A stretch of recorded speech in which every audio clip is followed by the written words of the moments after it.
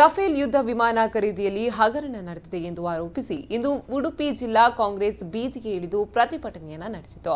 ಮಣಿಪಾಲದ ಟೈಗಲ್ ಸರ್ಕಲ್ನಿಂದ ಹಿಡಿದು ಡಿಸಿ ಕಚೇರಿ ತನಕ ಪ್ರತಿಭಟನಾ ಮೆರವಣಿಗೆಯನ್ನ ನಡೆಸಿದ್ರು. ಪ್ರಧಾನಿ ಮೋದಿ ವಿರುದ್ಧ ಬೀದಿಗಿಳಿದ ಉಡುಪಿ ಜಿಲ್ಲಾ ಕಾಂಗ್ರೆಸ್ ಕಾರ್ಯಕರ್ತರು ಲಾಠಿ ಪ್ರದರ್ಶಿಸಿ ಪ್ರತಿಭಟನೆಯನ್ನ ನಡೆಸಿದ್ರು.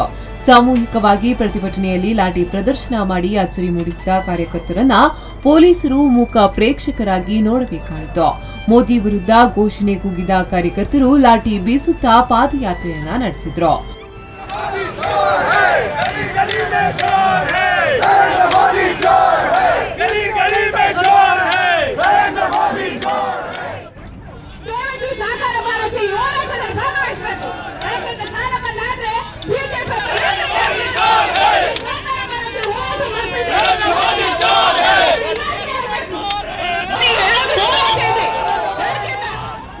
ಅನುಮತಿ ಇಲ್ಲದೆ ಪ್ರತಿಭಟನೆಯಲ್ಲಿ ಸಾಮೂಹಿಕ ಲಾಠಿ ಪ್ರದರ್ಶನ ಮಾಡಿದ್ದರಿಂದ ಪೊಲೀಸರಿಗೂ ತಕ್ಷಣ ಏನು ಮಾಡಬೇಕೆಂದೇ ತೋಚಲಿಲ್ಲ.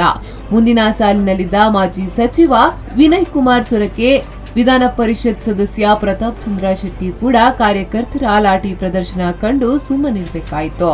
ಪೊಲೀಸ್ ಹೆಚ್ಚಿನ ಬಂದೋಬಸ್ತ್ ಕೈಗೊಂಡು ಪರಿಸ್ಥಿತಿಯನ್ನ ನಿಯಂತ್ರಿಸಿದ್ರು.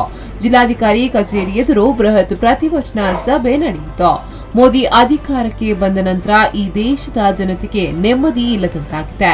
ಬೆಲೆ ಏರಿಕೆ ಒಂದೆಡೆಯಾದರೆ ಸಾವಿರಾರು ಕೋಟಿ ರೂಪಾಯಿ ವೆಚ್ಚದ ಯುದ್ಧ ವಿಮಾನ ಖರೀದಿಯ ಮೂಲಕ ಹಗರಣದಲ್ಲಿ ಮೋದಿ ಸರ್ಕಾರ ಭಾಗಿಯಾಗಿದೆ ಎಂದು ಮಾಜಿ ಸಚಿವ ವಿನಯ್ ಕುಮಾರ್ ಸೊರಕೆ ಅವರು ಆರೋಪಿಸಿದ್ದಾರೆ. 60 ಕೋಟಿ ರೂಪಾಯಿಯ ಬೋಪೋರ್ಸಾಗರವನ್ನ ಇಡೀ ಪ್ರಪಂಚದಾದ್ಯಂತ ಬಿತ್ತರಿಸುವಂತ ಕೆಲಸ ಕಾರ್ಯ ಮಾಡಿದಂತಹ ಬಿಜೆಪಿಯವರು ಇವತ್ತು 40,000 ಕೋಟಿ ರೂಪಾಯಿಯ ಹಗರಣ ಏನುಂಟು ಅದಕ್ಕೆ ಉತ್ತರವನ್ನು ಕೊಡಬೇಕಾಗಿದೆ.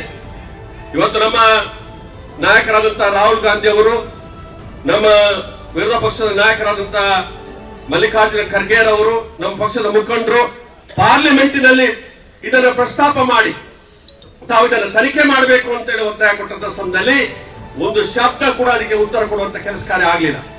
ಇವತ್ತು ಯಾವತ್ತು ಫ್ರಾನ್ಸಿಗೆ ಪ್ರಧಾನಮಂತ್ರಿ ಮತ್ತು ಅನಿಲ್ ಅಂಬಾನಿ ರಿಲಯನ್ಸ್ ಅವರು ಭೇಟಿ ಕೊಟ್ಟರೆ ಅಂತ ಸಮಯದಲ್ಲಿ ರಕ್ಷಣಾ ಸಚಿವರು ಅವರ ಜೊತೆಯಲ್ಲಿ ಇರಲಿಲ್ಲ. ರಕ್ಷಣಾ ಸಚಿವರಿಗೆ ಯಾವುದೇ ರೀತಿಯ ಮಾಹಿತಿ ಇಲ್ಲ. ರಕ್ಷಣಾ ಸಚಿವರು ಇವತ್ತು ಒಂದು ರೀತಿಯಲ್ಲಿ ಹೇಳಿಕೆ ಕೊಡ್ತಾರೆ, ಇಲ್ಲ ನಾವು ಕೊಟ್ಟಿಲ್ಲ, ಮತ್ತೊಂದು ಕೊಟ್ಟಿಲ್ಲ ಅದು ಅಂತೇಳಿ. ಅಲ್ಲಿ ರಿಲಯನ್ಸ್ ಕಂಪನಿ ಅವರು ಹೇಳಿಕೆ ಕೊಡ್ತಾರೆ, ನಮಗೆ ಸಾಧಾರಣ 30,000 ಕೋಟಿ ರೂಪಾಯಿಯ ಒಂದು ಬಂಡವಾಳದ ಇದು ನಮಗೆ ಸಿಕ್ಕಿದೆ.